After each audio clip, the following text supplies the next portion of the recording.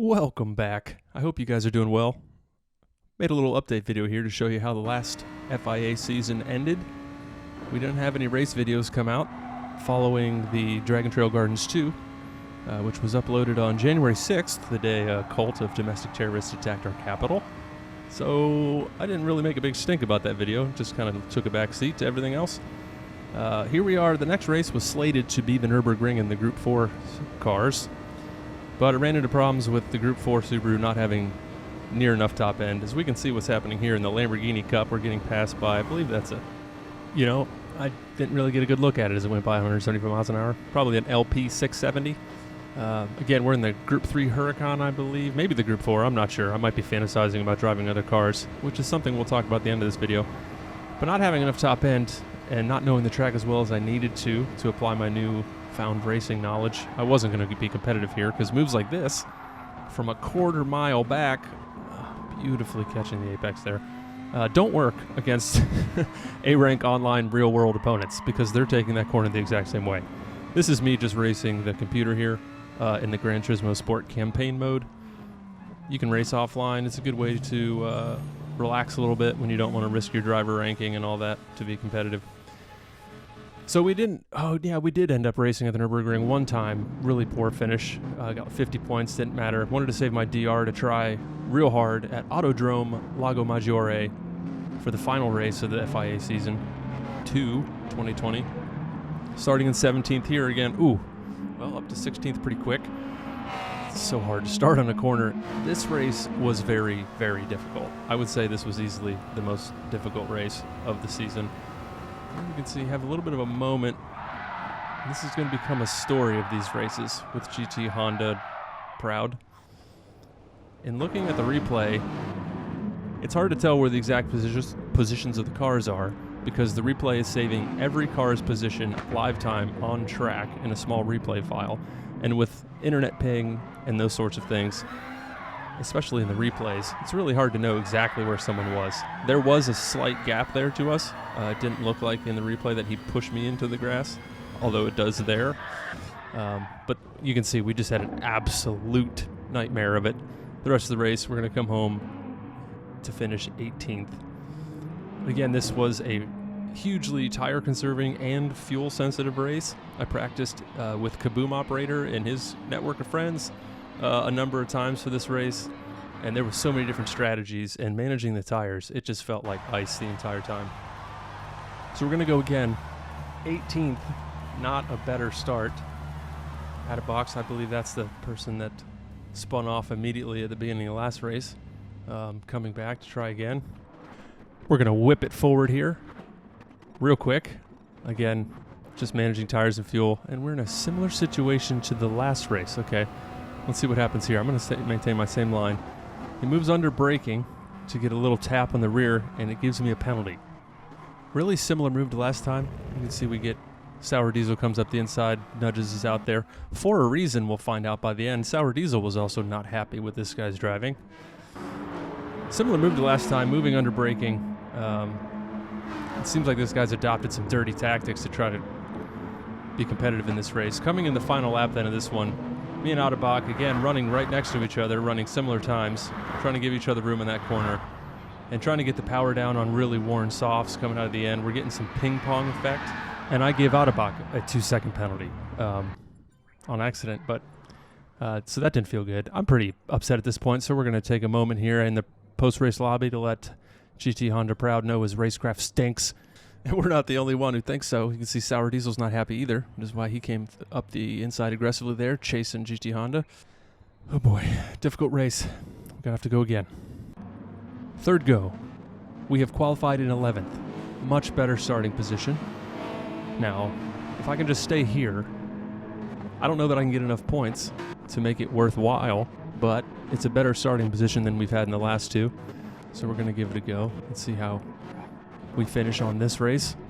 Very, very taxed mentally by this point, especially having so much contact, and it was such a difficult race to start with. Coming up into the final lap, and oh, here we go. Well, I expect what's about to happen. I know how this guy drives now, so I'm going to hang it way out there, let him take the lunge up the inside, spin himself off, get the cut back. 15. Again, I got 15 last time, not cleanly. That was actually out of box 15th position. He should have gotten that. Overall, it's just one of the most difficult races of the season by far.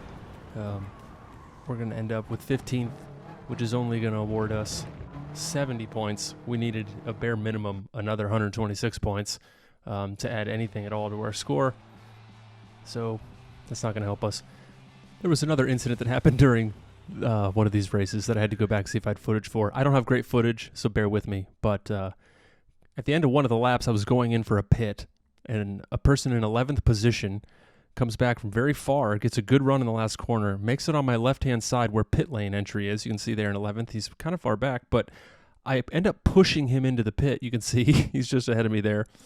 Before his stint was over, he asked about it in the post-race lobby and yelled that someone needed to use their blinker. I assumed it was me. We had a little discussion and some direct messages after, very friendly, discussing kind of exactly how it happened. We both kind of had a laugh. I believe he came back.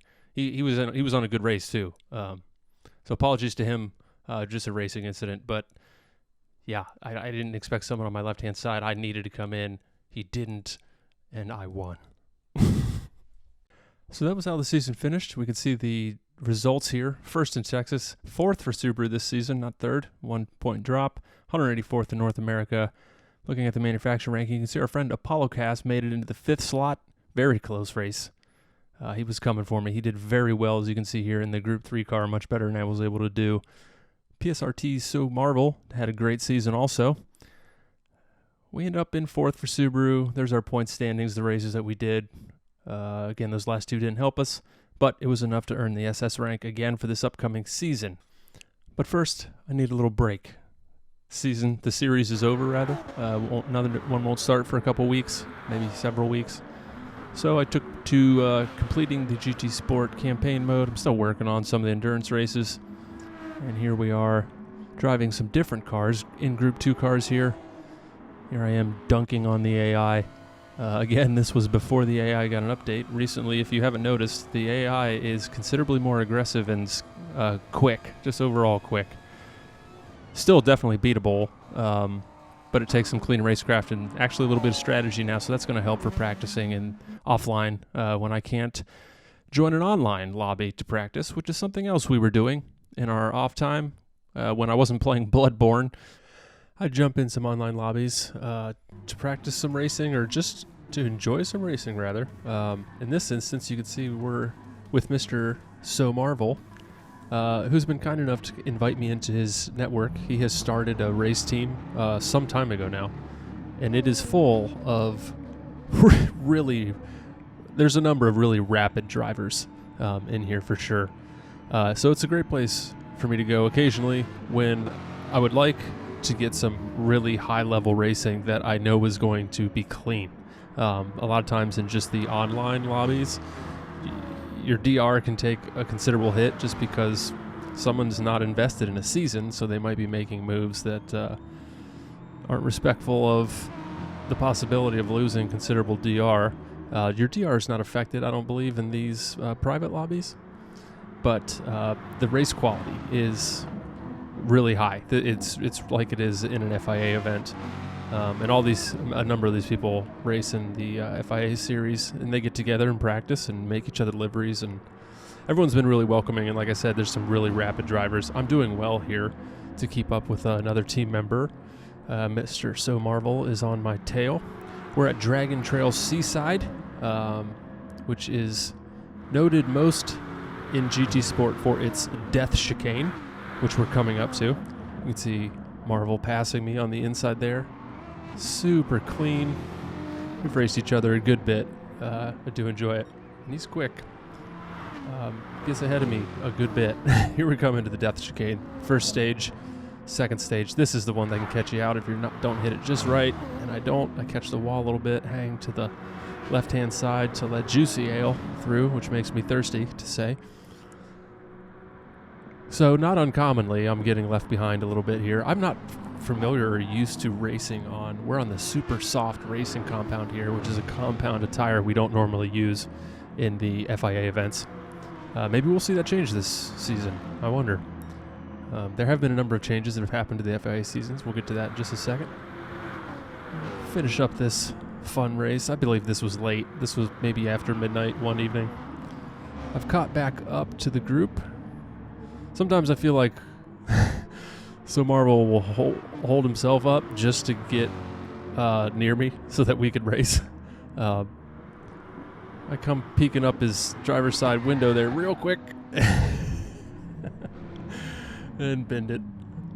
Get back out cleanly. I'm not super familiar with the Corvette. I know it's good around Dragon Trail Seaside. I had won a number of online lobbies in that car whenever that race was available in Race C, Weekly Race C or B.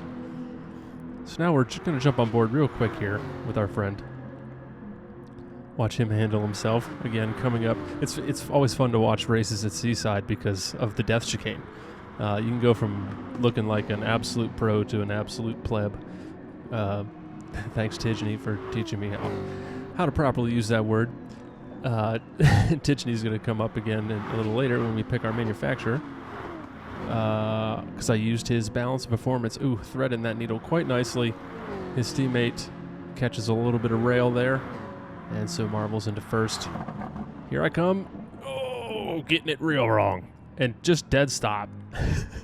The damage modifier in GTSport has everything made of titanium and unobtainium, apparently. The car seems fine. So coming up to the end of the race.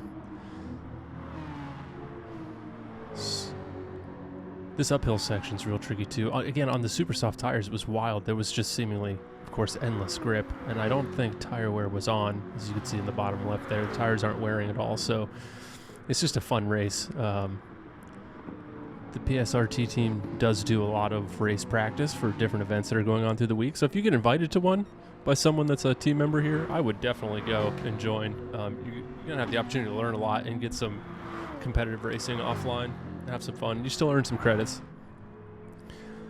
Once again, nailing the chicane. Juicy Ale this time had one too many. Puts himself into the wall. Here I come from the back. And Juicy Ale's sitting there.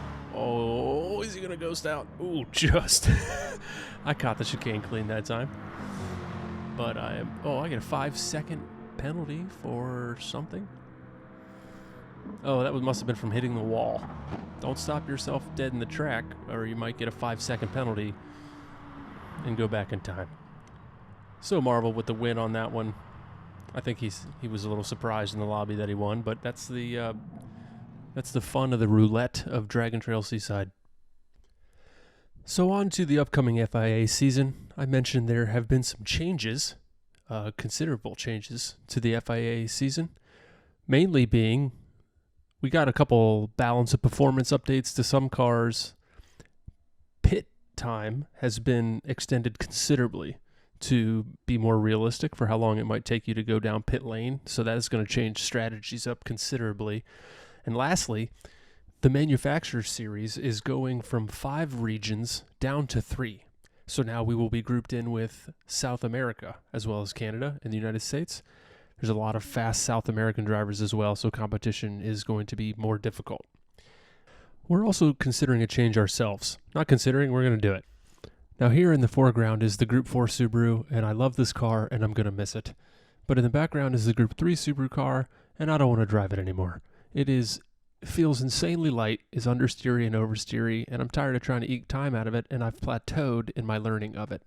So we're going to change manufacturers for this short exhibition season, and we're in a new race car, racing for another manufacturer. So we tried out a couple things, and we're going to take a look real briefly at our time in the Renault RS. Just superbly well-handling car, although a bit slidey. You got to kind of get used to driving it without full traction all the time, and it can bite you like it just did there.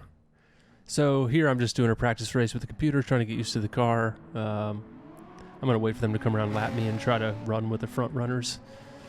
And I'm just going to keep trying to sort out this handling.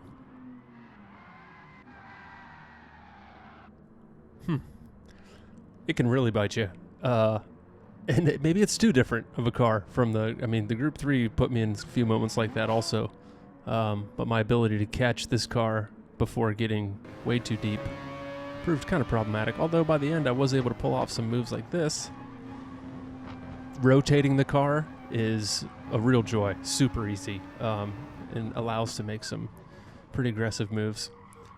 But it feels like it's a bit of a handful. And what I would really like for this test season that's coming up is to have a car that I feel like just suits my driving style, kind of no matter what car it is or how it's positioned in the grid amongst the other cars and the balance of performance.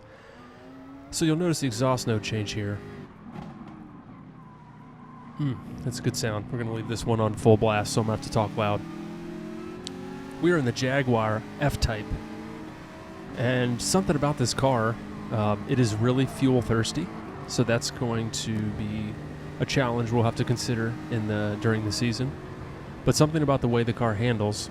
Tidjany, who's a well-known competitive GTSport racer, did a whole test of all the cars and making notes what the differences are, and kind of said this car was boring to drive. That it had some understeering issues, maybe not quite enough power to rotate the car the way you would like, but that overall he just said it was a little boring. It kind of does what it's told, and he thought was a little colorless in its experience. For me, coming from the Subaru Group 3, it seems dependable. And not only that, the additional weight means I'm driving a little more with momentum. I'm not expecting snap oversteer like I would get, or plowing understeer like I would get in the, which you would expect this would plow understeer, but it doesn't. It does understeer. Look at that. Late on the brakes, right up behind the Peugeot. It's nimble. And this is just a little sampler of me, again, testing out the car during a race with the computers, the AI, the computers. I sound like I'm almost 40, because I am. It just handles really well. It does what I expect it's going to do, and as we're about to see here going onto the straight, this is going to be a different experience this season in that this car has, it feels like, well, at least where the torque band is, more power than the Group 3 Subaru. Or maybe I'm able to get it down better, I don't know. Maybe it just has a better top end. Certainly the Group 4 cars are different that way. The Group 4 Subaru was really underpowered, but it's the nice thing here, and it'll get you by people on the straights for sure. So I'll be able to run considerably faster. I don't really have any excuse that the car is underpowered. So I'll get to race some new tracks as well. And the Group 4 car handles quite similarly to the Group 3, so I don't feel like I'm going to have to learn two cars. You know, the Subaru, the Group 4 was all-wheel, and the Group 3 was rear-wheel. In this, they're both going to be rear-wheel. So that'll make the transition to new cars a little easier, in that they handle similarly to each other. Here we're looking at the, oh gosh, that's beautiful, the Group 3 car in my Earth colorway. I don't really have any graphics on it this season, but maybe we'll get there. We'll see. This, again, short season, just testing it out. But it's not bad to look at or listen to. So that's nice. Pop over and look at the Group 4 car real quick. Slightly different colorway, just a little lighter. And here you can see we do have a couple graphics shouting out our orchestral metal friends, Septic Flesh. If you don't have enough orchestral metal in your life, I highly recommend pick up some Septic Flesh. You shall not be disappointed. And this car is beautiful from many angles. The haunches on that thing, so nice. We're going to pop out and look real quick at the upcoming schedule of this exhibition series for the FIA manufacturers.